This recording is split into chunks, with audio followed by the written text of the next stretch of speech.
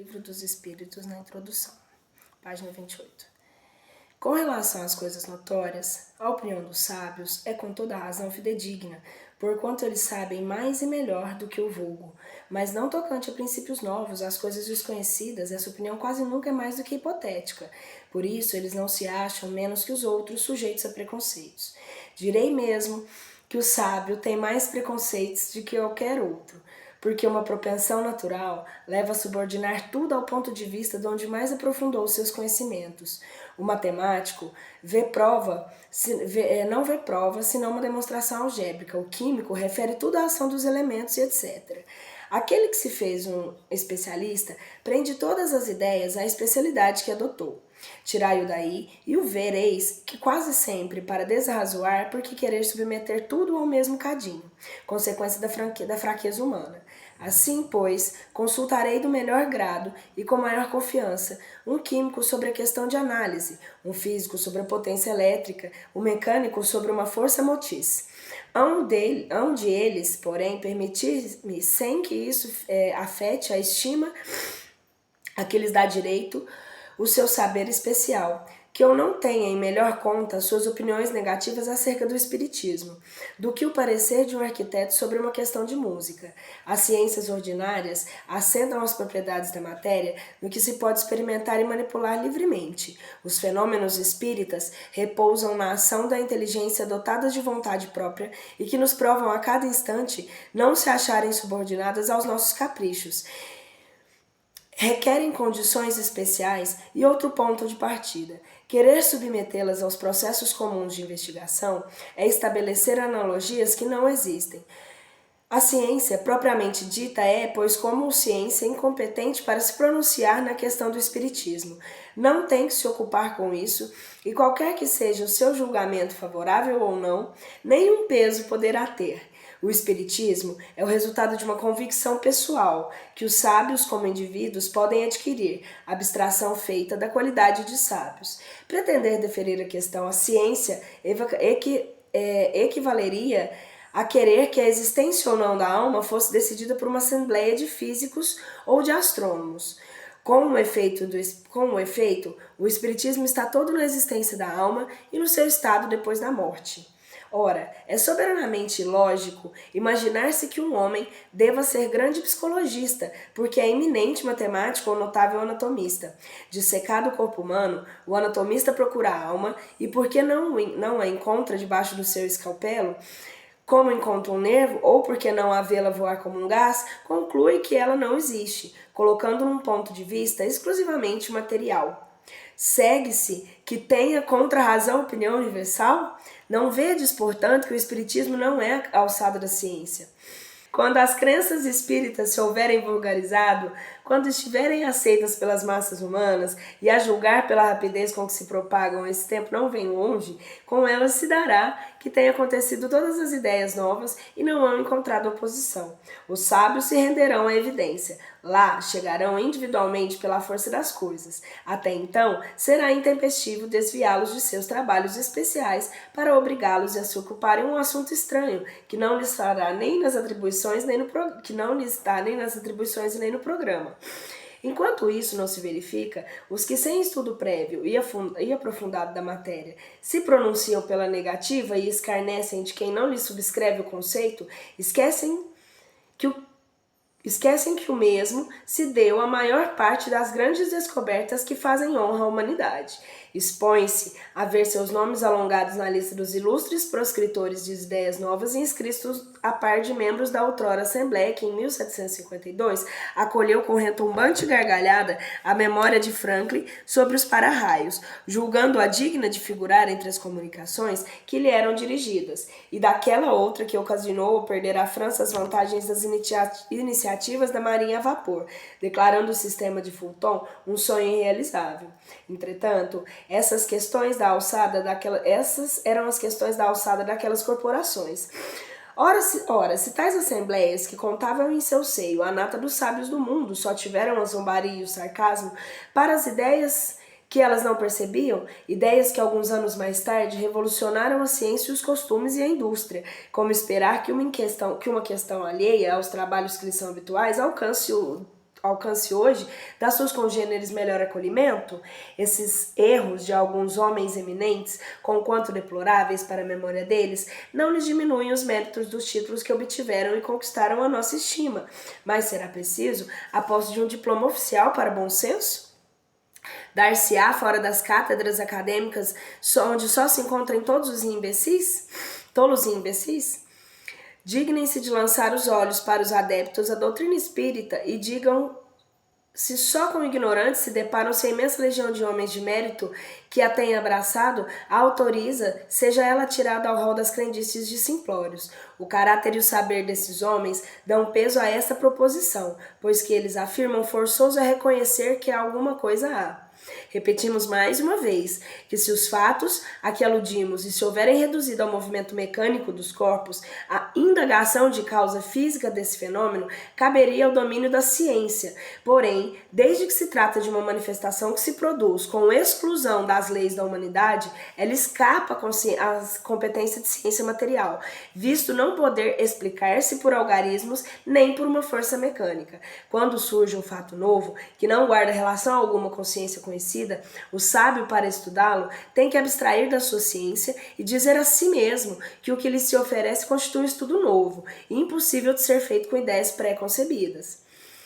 O homem que julga infalível a sua razão está bem perto do erro, mesmo aqueles cujas ideias são as mais falsas se apoiam na sua própria razão, e é por isso que rejeitam tudo o que lhes parece impossível. Os que outrora repeliram as admiráveis descobertas de que a humanidade se honra, a todos endereçavam seus apelos a esse juiz para repeli-las. O que se chama razão não é muitas vezes senão um orgulho disfarçado, e quem quer que se considere infalível apresenta-se como igual a Deus. Dirigimo-nos, pois, aos ponderados que duvidam do que não viram, mas que, julgando o futuro pelo passado, não creem que o homem já haja chegado ao apogeu, nem que a natureza lhe tenha facultado ler a última página do seu livro. Acrescentaremos que o estudo de uma doutrina, qual a doutrina espírita, que nos lança de súbito numa ordem das coisas, tão nova quão grande, só pode ser feito com utilidade por homens sérios, perseverantes, livres de prevenções e animados de firme e sincera vontade de chegar ao resultado. Não sabemos como dar esses qualitativos aos que julgam a priori, levianamente, sem tudo ter visto, que não imprimem a seus estudos a continuidade, a regularidade e o recolhimento indispensáveis. Ainda menos saberíamos dá-los a alguns que, para não decaírem da reputação de homens de espírito, se fadigam por achar um lado burlesco nas coisas mais verdadeiras ou tidas como tais por pessoas cujo saber, caráter e convicções lhes dão direito à consideração de quem quer que se preze de bem educado. Abstenham-se, portanto, os que entendem não serem dignos da sua atenção aos fatos. Ninguém pensa em lhes violentar a crença. Concordem, pois, em respeitar a dos outros. O que caracteriza um estudo sério é a continuidade que se lhe dá. Será de admirar, muitas vezes, que não se obtenha nenhuma resposta sensata às questões de si mais graves quanto a respostas ao acaso e à queima-roupa, em meio de um aluvião de outros extravagantes. Demais, sucede frequentemente que, por complexa uma questão para ser elucidada, exige a solução de outras preliminares ou complementares. Quem deseje se tornar versado numa ciência tem que a estudar metodicamente, começando pelo princípio e acompanhando o encadeamento e o desenvolvimento das ideias. Que adiantará aquele que ao acaso dirigir a um sábio perguntas acerca de uma ciência cujas primeiras palavras ignore? Poderá o próprio sábio, por maior que seja a sua boa vontade, dar-lhes resposta satisfatória? Por isso mesmo, ininteligível ou parecerá absurda e contraditória. O mesmo ocorre em nossas relações com os espíritos. Quem quiser com eles instruir-se, tem que com eles fazer um curso, mas exatamente como se procede entre nós. Deverá escolher seus professores e trabalhar com assiduidade. Dissemos que os espíritos superiores, somente as sessões sérias acorrem,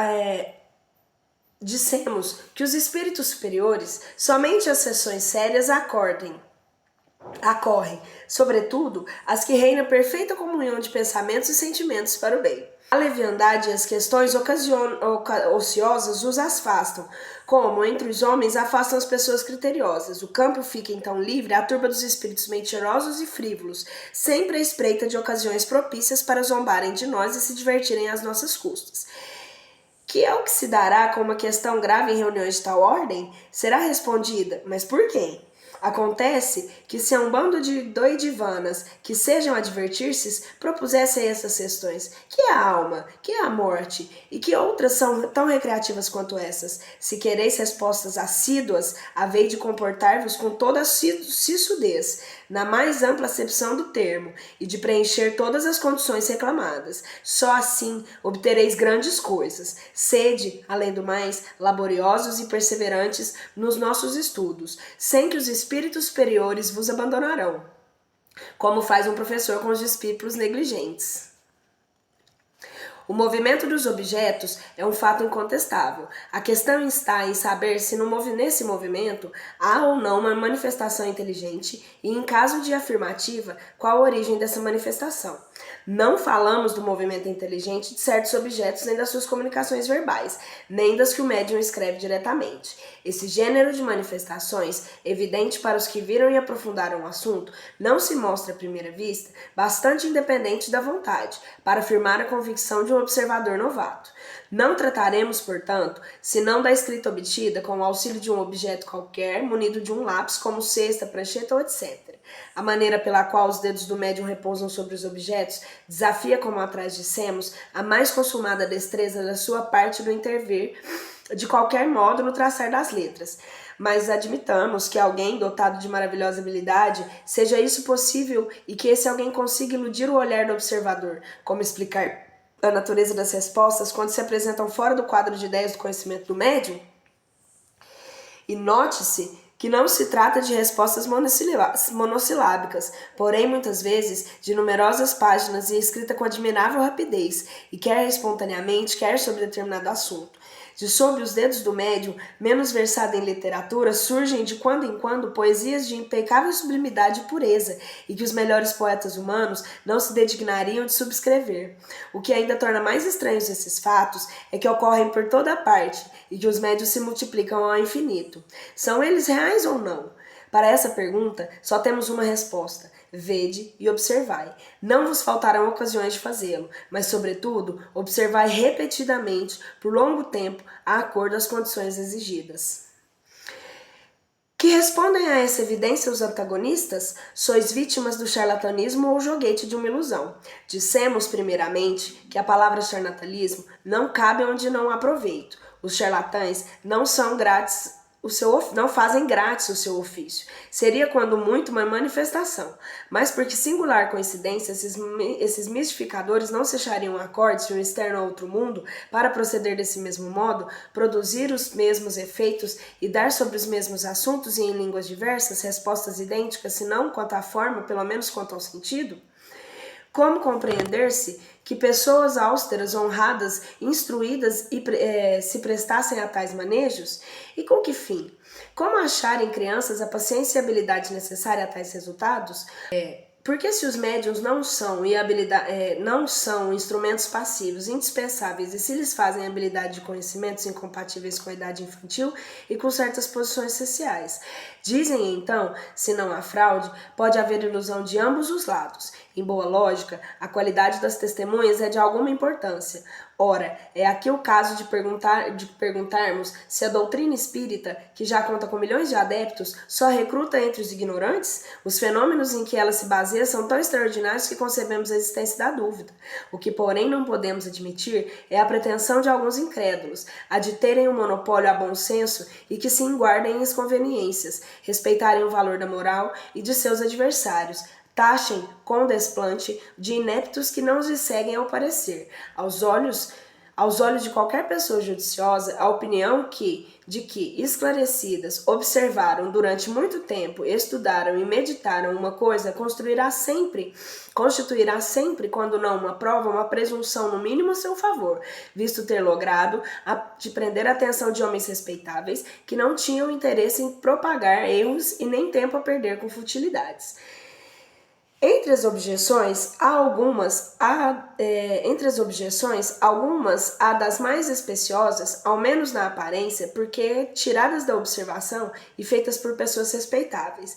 A uma delas serve de base a linguagem de certos espíritos, que não parece digna da elevação atribuída a seres sobrenaturais. Quem se reportar ao assunto da doutrina acima apresentado, verá que os próprios espíritos não ensinam não haver entre eles igualdade de conhecimentos e nem de qualidades morais que não se deve tomar ao pé da letra de quanto dizem. As pessoas sensatas incumbem separar o bem do mal. Indubitavelmente, os que desse fato deduzem que só se comunicam conosco seres malfazejos, cuja única ocupação consiste em nos mistificar, não conhecem as comunicações que se recebem nas reuniões, em que só se manifestam os espíritos superiores. Do contrário, assim não pensariam. É de lamentar que o acaso tenha servido tão mal que apenas lhe haja mostrado o lado mal do mundo espírita, pois nos repugna supor de que uma tendência simpática atraia para eles, em vez de bons espíritos, os maus, os mentirosos ou aqueles cuja linguagem é de revoltante grosseria. Poder-se-ia, quando muito, deduzir daí que a solidez dos princípios dessas pessoas não é bastante forte para preservá-las do mal, e que, achando a certo prazer em lhes satisfazerem a curiosidade, os maus espíritos disso se aproveitam para aproximar-se delas, enquanto os bons se afastam. Julgar a questão dos espíritos por esses fatos seria tão pouco lógico quanto julgar o caráter de um povo pelo que se diz numa reunião de desatinados ou de gente de má nota, com os quais não entretém relações as pessoas circunspectas nem as sensatas. O que assim julgam se colocam na situação do estrangeiro, que chegando a um grande capital, pelo mais abjeto dos seus arrabaldes, julgasse de todos os habitantes pelos costumes de linguagem desse bairro ínfimo. No mundo dos espíritos também há uma sociedade boa e uma sociedade má. Dignem-se os que daquele modo se pronunciam de estudar o que se passa entre os espíritos de Escol e se convencerão de que a cidade celeste não se contém apenas escória popular. Perguntaram eles: os espíritos de Escol descem até nós? Responderemos: não fiqueis no subúrbio, vede, observai e julgareis. Fatos aí estão para todo mundo, a menos que lhes sejam aplicáveis essas palavras de Jesus: têm olhos e não veem, têm ouvidos e não ouvem. Como variante dessa opinião, temos as dos que não veem. Nas comunicações espíritas e em todos os fatos materiais a que elas dão lugar, mais do que a intervenção de uma potência diabólica do povo proteu, que revestiria todas as formas para melhor nos enganar. Não a julgamos suscetível de exame sério, por isso não nos demoramos em considerá-la. Aliás, ela está refutada pelo que acabamos de dizer. Acrescentaremos tão somente que, se assim fosse forçoso, seria convir em que o diabo é às vezes bastante criterioso e ponderado, sobretudo muito moral, ou então em que há bons diabos. Efetivamente, como acreditar que Deus, só o espírito do mal, permita que se manifeste para se perder-nos sem nos dar ao contrapeso os conselhos dos bons espíritos? Se ele não pode fazer, não é onipotente. Se pode e não faz, desmente a sua bondade. Ambas as suposições seriam blasfemas. Note-se que se admitir a comunicação dos maus espíritos é reconhecer o princípio das manifestações. Ora, se elas se dão, não pode deixar de ser a permissão de Deus. Como então se há de acreditar, sem impiedade, que ele só permita o mal com a exclusão do bem? Semelhante à doutrina é contrária à mais simples das noções do bom senso e da religião. Esquisito é, acrescentaram, que só fale dos espíritos de personagens conhecidas e pergunta por que são eles os únicos a se manifestarem. Há ainda daqui um erro, como tantos outros de superficial observação. Dentre os espíritos que vêm espontaneamente, muito maior é para nós o número dos desconhecidos do que os dos ilustres, designando-se aqueles que por um nome qualquer, muitas vezes por um nome alegórico ou característico. Quanto aos que se evocam, desde que não se trate de parente ou amigo, é muito natural que nos dirijamos aos que conhecemos, de preferência a chamar pelos que não são conhecidos. O nome das personagens ilustres atrai mais a atenção e é por isso que são notadas. Acham também singular que os espíritos dos homens eminentes acudam facilmente ao nosso chamado e se ocupem às vezes com coisas insignificantes comparadas às que se cogitavam durante a vida. Nada aí há de surpreender para os que sabem que a autoridade ou a consideração de tais homens que gozaram nesse mundo, nenhuma supremacia lhes dá no mundo espírita. Nisso, os espíritos confirmam essas palavras do Evangelho. Os grandes serão rebaixados e os pequenos serão elevados. Devendo essa sentença entender-se com relação à categoria que em cada um de nós se achará entre eles.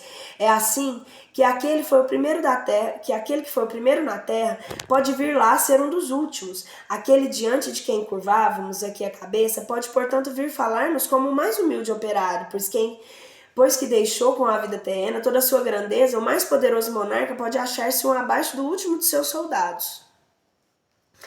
Um fato demonstrado pela observação e confirmado pelos próprios espíritos é o de que os espíritos inferiores muitas vezes usurpam os de nomes conhecidos e respeitados, que se pode, pois, afirmar que os dizem ter sido exemplo de Sócrates, Júlio César, Carlos Magno, Fénelon, Napoleão, Washington, entre outros, que realmente animaram esses personagens. Essa dúvida existe mesmo entre alguns adeptos fervorosos da doutrina espírita.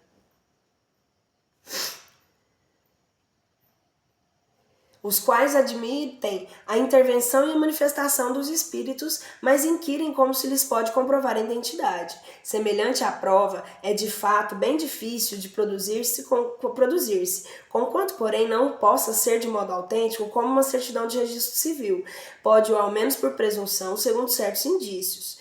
Quando se manifesta um espírito de alguém que conhecemos pessoalmente, de um parente ou de um amigo, por exemplo, mormente se há pouco tempo que morreu, sucede geralmente que as suas linguagens se revela de perfeito acordo com o caráter que tinha aos nossos olhos quando vivo. Já isso institui um indício de identidade. Não mais, entretanto, há lugar para dúvidas desde que o espírito fala de nossas particularidades.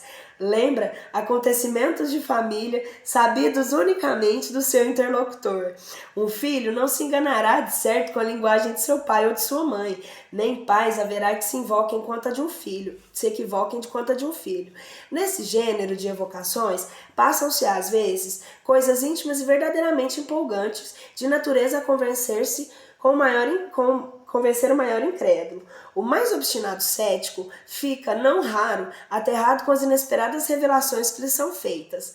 Ora, outra circunstância muito característica acorde em apoio da identidade. Dissemos que a caligrafia do médium muda, em geral, quando o outro passa a ser do espírito evocado e que a caligrafia é sempre a mesma quando o mesmo espírito se apresenta. Tem-se verificado, inúmeras vezes, sobretudo, que se trata com o dessa pessoa em vida. Assinaturas se são obtidas de exatidão perfeita. Longe estamos, todavia, de querer apontar esse fato como regra e menos ainda como regra constante. Mencionamo-lo apenas como digno de nota. Se os espíritos atingiram com certo grau de purificação, se acham libertos e de toda influência corporal. Só os espíritos que atingem um certo grau de purificação se acham libertos de toda influência corporal.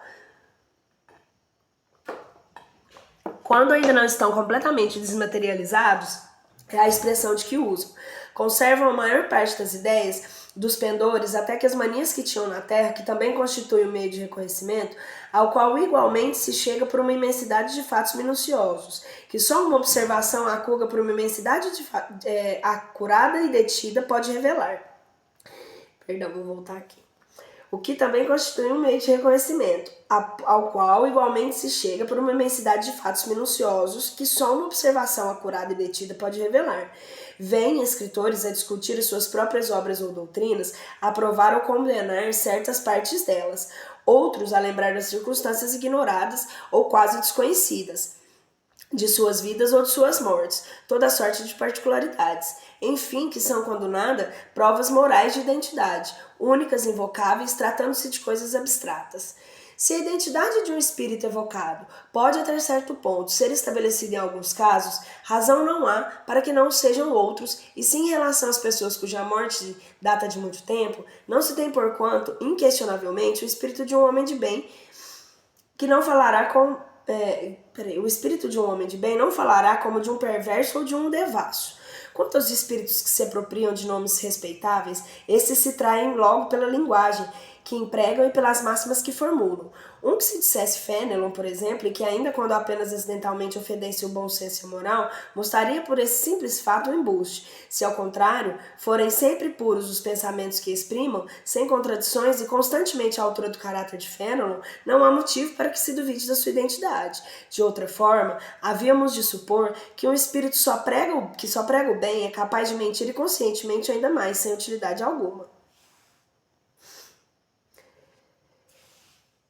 A experiência que nos ensina que os espíritos da mesma categoria, do mesmo caráter e possuídos dos mesmos sentimentos formam os grupos de famílias.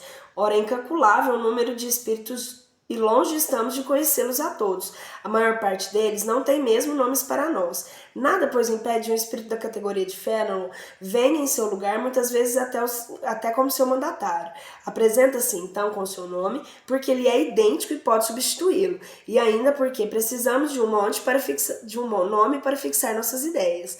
Mas que importa, afinal, que seja um espírito realmente ou não de Fénelon, desde que tudo o que ele diz é bom e que fala como que teria feito o próprio Fénelon, é um bom espírito indiferente ao nome pelo qual se dá a conhecer, não passando muitas vezes de um meio que lança a mão para nos fixar as ideias. O mesmo, entretanto, não é admissível nas evocações íntimas, mas aí, como dissemos há pouco, como se consegue estabelecer a identidade de prova de certo modo patentes. Inegavelmente, a substituição dos espíritos pode dar lugar a uma porção de equívocos e ocasionar erros, a miúde mistificações. Essa é uma das dificuldades do espiritismo prático. Nunca, porém, dissemos que essa ciência fosse fácil, nem que se pudesse prendê-lo brincando, o que, aliás, não é possível, qualquer que seja a ciência. Jamais teremos repetido bastante que ela demanda estudo assíduo e por vezes muito prolongado. Não sendo lícito provocar em si os fatos, tem-se que esperar que eles se apresentem por si mesmos. Frequentemente, ocorrem por efeito de circunstâncias em que não se pensa. Para o observador atento e paciente, os fatos abundam, por isso ele se descobre milhares de matizes e característicos que são verdadeiros raios de luz. O mesmo se dá com as ciências comuns. Ao passo que o homem superficial não vê uma flor mais do que uma forma elegante, o sábio descobre nela os tesouros para o pensamento. As observações que aí ficam nos levam a dizer alguma coisa acerca de outra dificuldade, a da divergência que se nota na linguagem dos espíritos. Diferindo estes muitos uns dos outros, do ponto de vista dos conhecimentos e da moralidade, é evidente que uma questão pode ser por eles resolvida em sentidos opostos, conforme uma categoria que se ocupam, exatamente como sucederia entre os homens, se a propusesse ora a um sábio, ora a um ignorante, ora a um gracejador de mau gosto. O ponto essencial, temo-lo dito, é sabermos a quem nos dirigimos. Mas ponderam como se explica que os ditos pelos espíritos de ordem superior nem sempre estejam de acordo. Diremos, em primeiro lugar, que independente da causa que vemos de assinalar, outras há de molde a exercerem certa influência sobre a natureza das respostas, abstração feita da pobridade dos espíritos. Esse é um ponto capital, cuja explicação alcançaremos pelo estudo. Por isso é que dizemos que esses estudos requerem todas as ciências humanas, continuidade e perseverança. Anos são preciosos para formar-se um médico medíocre e 3/4 partes da vida para chegar a ser um sábio. Como pretender em algumas horas adquirir a ciência do infinito? Ninguém, pois, se iluda. O estudo do espiritismo é imenso. Interessa todas as questões da metafísica e da ordem social, e é um mundo que se abre diante de nós. Será de admirar que o efetuá-lo demande tempo, mas muito tempo mesmo? Nu e como, viu? A contradição demais nem sempre é tão real quanto possa parecer. Não vemos todos os dias homens que o professam a mesma ciência e divergirem na definição que dão a uma coisa, quer empreguem termos diferentes, a que encarem de pontos de vista diversos, embora seja sempre a mesma ideia fundamental. Conte quem puder as definições que se tem dado de gramática. Acrescentaremos que a forma da resposta depende muitas vezes da forma da questão. Pueril, portanto, seria apontar a contradição onde frequentemente só há diferença de palavras. Os espíritos superiores não se preocupam absolutamente com a forma. Para eles, o fundo do pensamento é tudo. Tomemos, por exemplo, a definição de alma. Carecendo a este termo de uma acepção invariável, compreende-se que os espíritos como nós divirjam na definição que dela deem. Um poderá dizer que é o princípio da vida, outro chamar-lhe centelha anímica, um terceiro afirmar que ela é interna, um quarto que ela é externa, e tendo todos razão, cada um do seu ponto de vista. Poder-se-á mesmo crer que algum deles professem doutrinas materialistas e todavia não ser assim. Outro tanto acontece relativamente a Deus. Será o princípio de todas as coisas, o Criador do Universo, a inteligência suprema, o infinito, o grande Espírito e etc. Em definitiva, será sempre Deus. Se temos, finalmente, a classificação dos Espíritos. Eles formam uma série ininterrupta, desde o mais infinito grau até o grau superior. A classificação é, pois, arbitrária. Grupá-los-á em 3 classes, outro em 5, 10 ou 20, à vontade, sem que nenhum esteja em erro. Todas as ciências humanas nos oferecem idênticos exemplos. Cada sábio tem o seu sistema, os sistemas mudam, a ciência, porém, não muda. Aprenda-se a botânica pelo sistema de Linneu ou pelo de Jussieu, ou pelo de Tournefort. Nem por isso se saberá menos de botânica. Deixamos, consequentemente, de emprestar às coisas de pura convenção mais de importância do que merecem, para só nos atermos ao que é verdadeiramente importante e não raro. A reflexão fará se descubra, no que pareça disparante, uma similitude que escapara a um primeiro exame. Passaríamos brevemente pela objeção que fazem alguns céticos a propósito das faltas ortográficas que certos espíritos cometem, se ela não oferecessem margem a uma observação essencial. A ortografia deles, cumpre dizê-lo, nem sempre é irreprochável, mas de grande escassez de razões seria mister para fazer disso objeto de crítica séria, dizendo que, visto saberem tudo, os espíritos devem saber ortografia. Poderíamos opor-lhes os múltiplos pecados desses gêneros cometidos por mais de um sábio na terra, o que, entretanto, em nada lhes diminui o mérito. Há, porém, no fato, uma questão mais grave. Para os espíritos, principalmente para os espíritos superiores, a ideia é tudo, a forma nada vale. Livres da matéria, a linguagem que usam entre si é rápida como pensamento, porquanto são os próprios pensamentos que se comunicam sem intermediário. Muito pouco à vontade hão eles de se sentirem quando obrigados para se comunicarem conosco, a utilizarem das formas longas e embaraçosas da linguagem humana e lutarem com a suficiência e imperfeição dessa linguagem para exprimirem todas as ideias. É o que eles próprios declaram.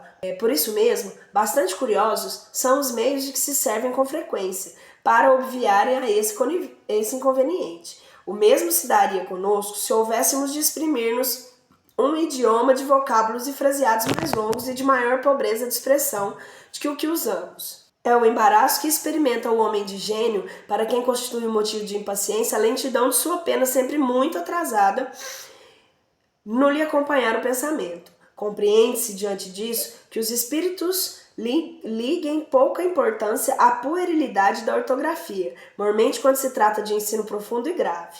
Já não é maravilhoso que se exprimam indiferentemente em todas as línguas e que a entendam todas? Não se conclua daí, todavia, que desconheçam a correção convencional da linguagem, observam-na quando necessário. Assim é, por exemplo, que a poesia por eles ditada desfiaria quase sempre a crítica do mais meticuloso purista, a despeito da ignorância do médium.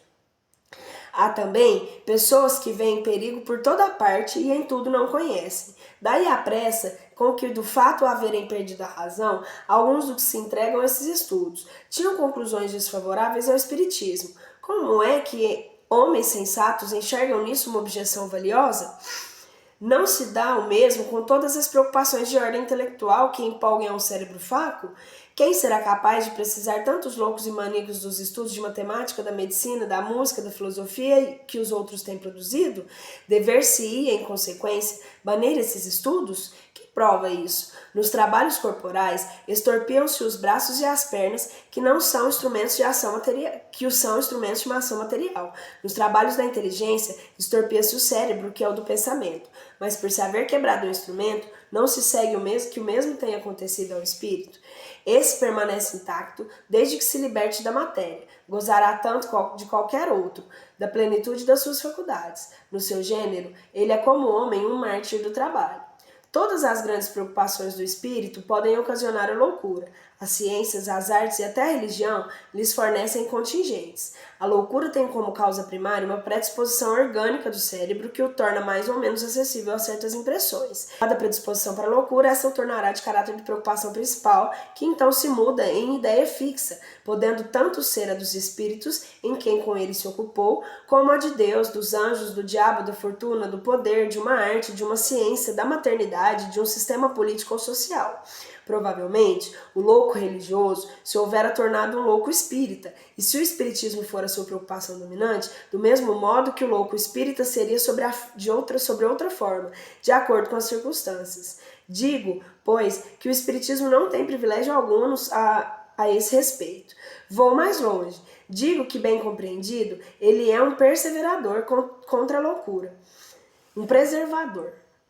Entre as causas mais comuns de sobreexcitação cerebral, devem contar-se das acepções, os infortúnios e as afeições contrariadas, que ao mesmo tempo são causas mais frequentes de suicídio. Ora, o verdadeiro espírita vê as coisas desse mundo de um ponto de vista tão elevado, elas lhe parecem tão pequenas, tão mesquinhas, a par do futuro que o aguarda, a vida se lhe mostra tão curta, tão fugaz, que aos seus olhos as atribuições não passam de incidentes desagradáveis no curso de uma viagem, o que em outro produziria violenta emoção, mediocremente o afeta. Ademais, ele sabe que as amarguras da vida são provas úteis ao seu adiantamento. Se a sofrer sem murmurar, porque será recompensado na medida da coragem com as que houver suportado. Suas convicções lhe dão, assim, uma resignação que o preserva do desespero e que, por consequente, de uma causa permanente de loucura e suicídio. Conhece também, pelo espetáculo, que as comunidades com os espíritos lhe proporcionam qual a sorte dos que voluntariamente abreviam seus dias, e esse quadro é bem de molde a fazê-lo refletir, tanto que a cifra muito considerável já acende o número dos que foram detidos em meio desse declive funesto.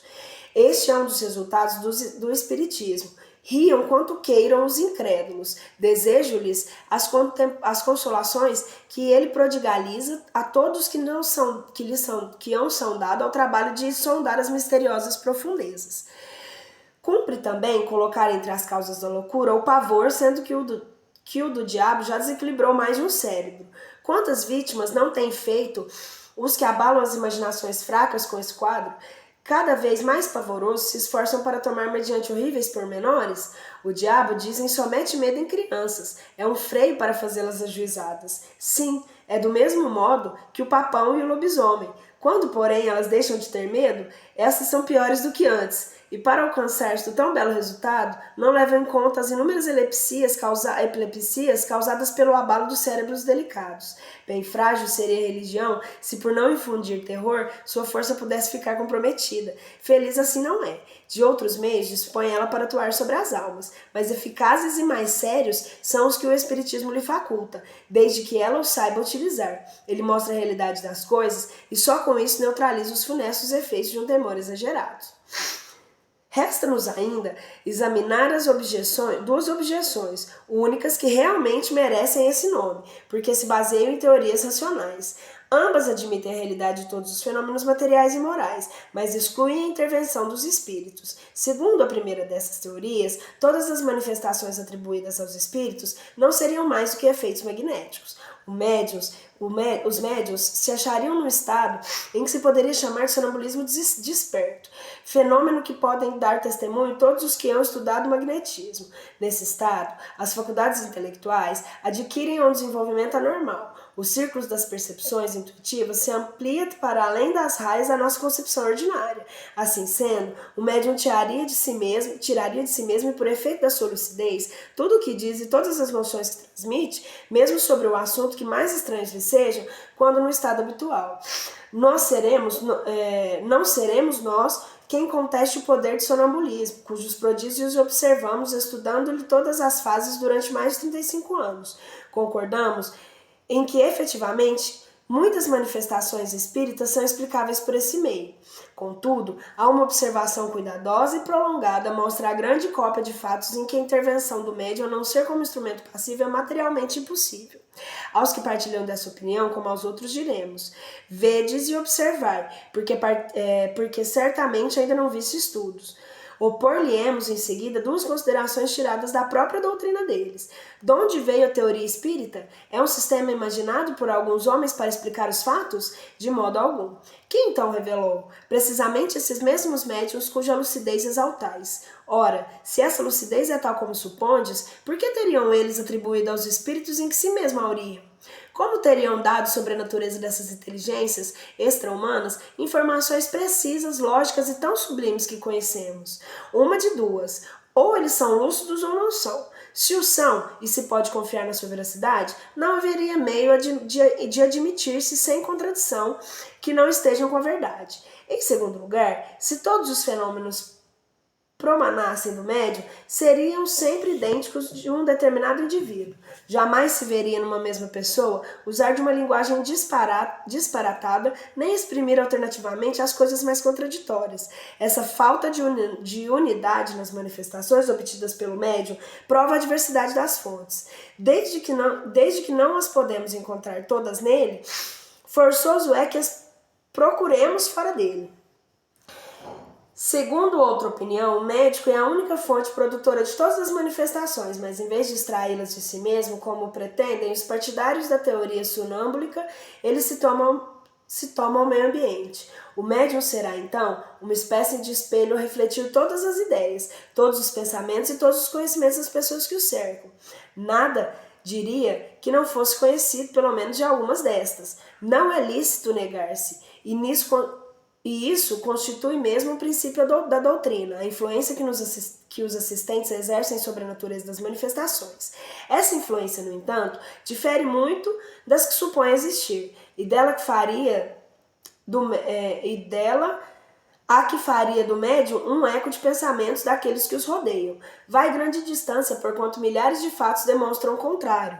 Há, pois, nessa maneira de pensar grave erro, que uma vez mais prova o perigo das conclusões prematuras, sendo-lhes impossível negar a realidade de um fenômeno que a ciência vulgar não pode explicar, e não querendo admitir a presença dos espíritos, os que assim opinam e explicam ao seu modo. Seria especiosa a teoria que sustentam, se pudessem abranger a todos os fatos. Tal, entretanto, não se dá. Quando lhe demonstra, até a evidência, que certas comunicações do médium são completamente estranhas aos pensamentos, aos conhecimentos e às opiniões, mesmo de todos os assistentes, que essas comunicações frequentemente são espontâneas e contradizem todas as ideias preconcebidas.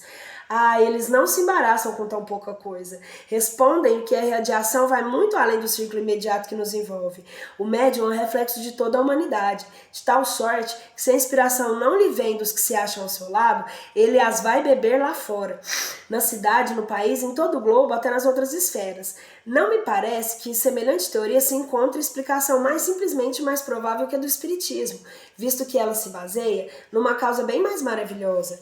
A ideia de que seres povoam os espaços e que em contato conosco nos comunicam em seus pensamentos, nada tem que choque mais a razão do que da sua suposição dessa radiação universal, vindo de todos os pontos do universo, concentrar-se no cérebro de um indivíduo.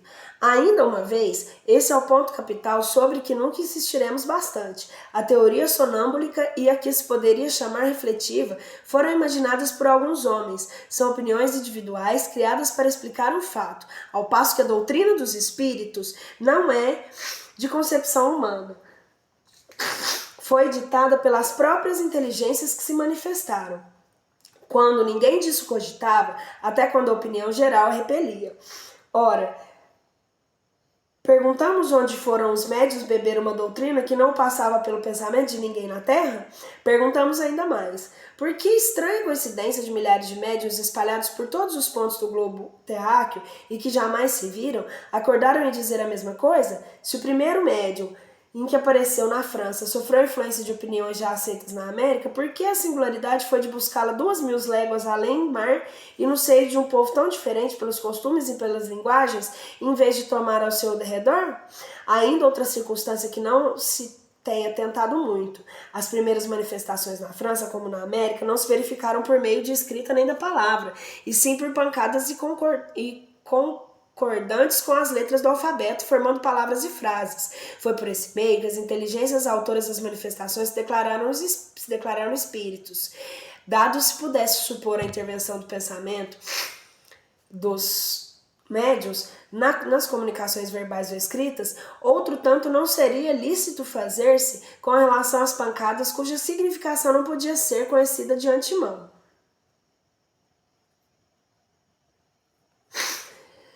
Poderíamos citar inúmeros fatos que demonstram na inteligência de que se manifesta uma individualidade evidente e uma absoluta independência de vontade.